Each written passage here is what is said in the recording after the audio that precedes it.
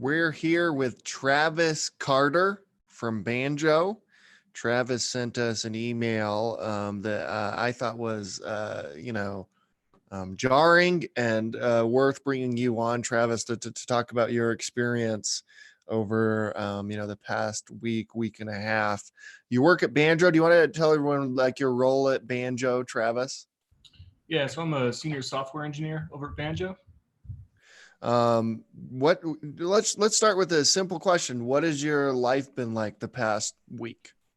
It's been crazy. If I could just kind of run down very briefly what I've been going through, I think it might help. About 2 weeks ago today, I got my first kind of symptoms coming on, just little gastrointestinal stuff and a minor fever, which at the time we didn't know that was potentially something that indicates this COVID stuff.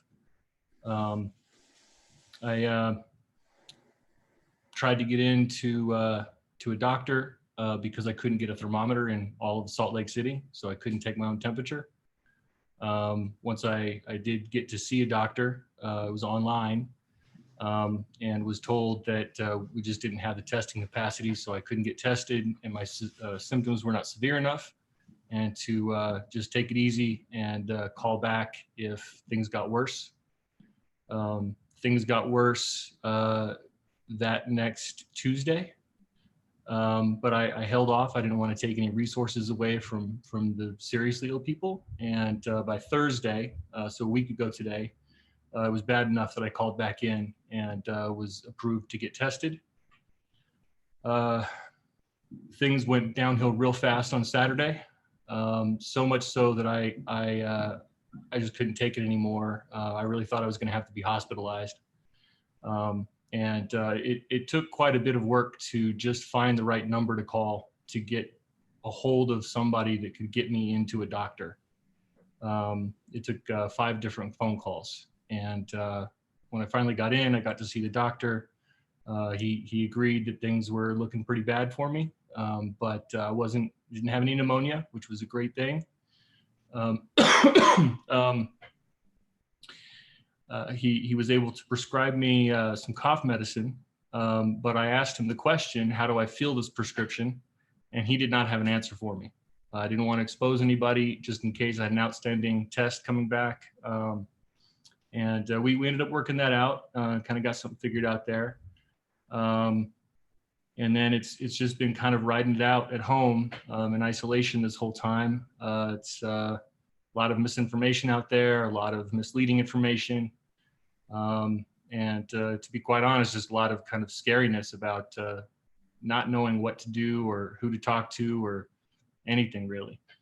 So it's been pretty intense, I got to say. Did you get the test results back? I did. I got the test results back on Monday, and I tested negative, surprisingly. I then immediately called back into the doctor to try to figure out what is going on. And upon doing an online visit, the doctor was fairly confident that my test was a false negative. The cough was just insane. The fever broke yesterday, but I had a fever for 12 days straight. And when I finally did get into the doctor this last Saturday, I found out that my fever at the time was 102.5, and it actually felt a little bit less than what I'd been dealing with. So it's very confusing. Once I got those negative results back, the doctor basically said that we don't have enough testing capacity to retest me. Even if they did retest me, given what he thought was the case, they couldn't do anything for me because I didn't require hospitalization. It's something that's been kind of weighing on me, is that the doctors, the nurses, they want to do the best for everybody, but even they don't seem to really have many answers for us. And I think that's just because they're not getting information from the top. Have you taken another test? I have not. My symptoms began to improve 2 days, I guess two nights ago. My fever broke, came back a little bit yesterday, but today I'm good, I'm stable. And just my personal feeling is I don't want to take away a test from somebody who's just entering this, somebody who's older or has pre-existing conditions. And I certainly don't want to I don't want to go back in to waste any of the doctor's face masks or any of their protective gear, since I do seem like I'm kind of on the upswing of this. You mentioned, there's a lot of misinformation out there, and various things that are being talked about that hasn't been your experience. Can you talk about what that is? Yeah, so one of the big things that I'm seeing is everybody seems fixated that this only affects old people and people with pre-existing conditions.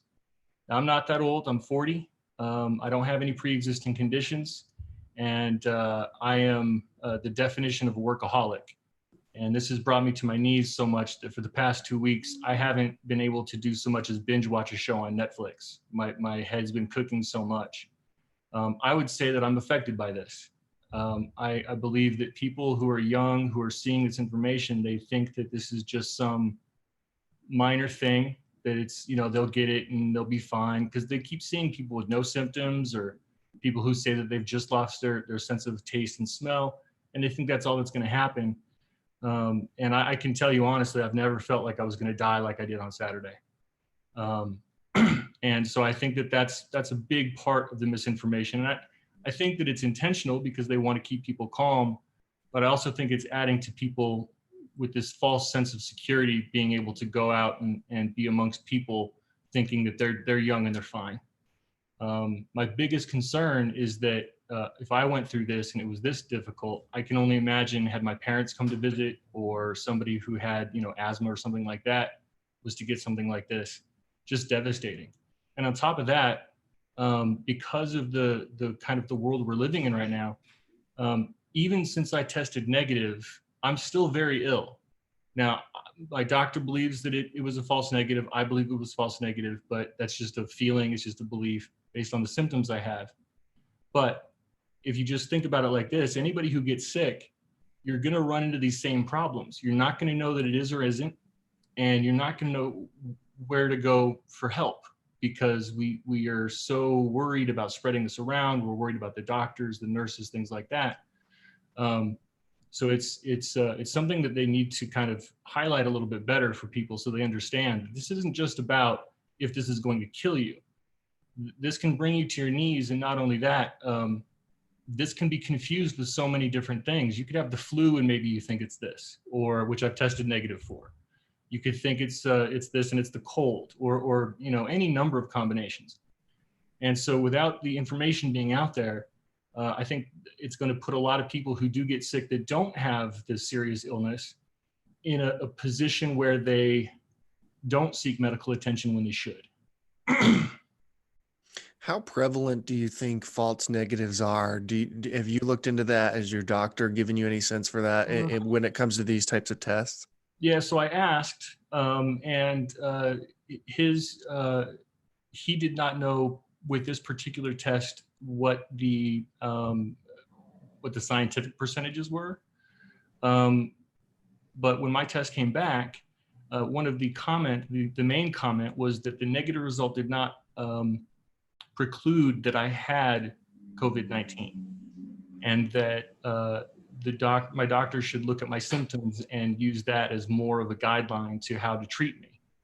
I don't know how common that is with these tests coming back negative, regardless of the type of test. But I saw that Mitt Romney tested negative, and his doctor also told him to stay in isolation for 2 weeks. So that right there was kind of a red flag to me, that if even Mitt's doctor is telling him, you need to stay isolated for a couple of weeks just in case, it doesn't inspire a lot of confidence in me in the accuracy of these tests. So I can't really speak on it in any kind of realistic way. It's just more of an anecdotal kind of a thing. Have you been prescribed any medication? Yeah, and I can never remember how to, like, hydrochlorine, or it's not No, that, I've but not done the hydrochloroquine. That has come out, that information came out kind of middle of last week. yeah. And by the time that things were going bad for me, there was a lot of negative press going on about that. And so there was really no discussion about it. And now that we've kind of seen some of the positive things, I'm already on the upswing. And so it just doesn't seem like it's worth it to go, waste that resource on me. How long was it really bad for you? How many days? So it got really bad Saturday morning and continued all the way through until Tuesday morning. Now, Saturday, it was really bad. I didn't have any medication at all because I hadn't been able to actually go visit and see a doctor. I was only doing it online, and I didn't want to go to the pharmacies.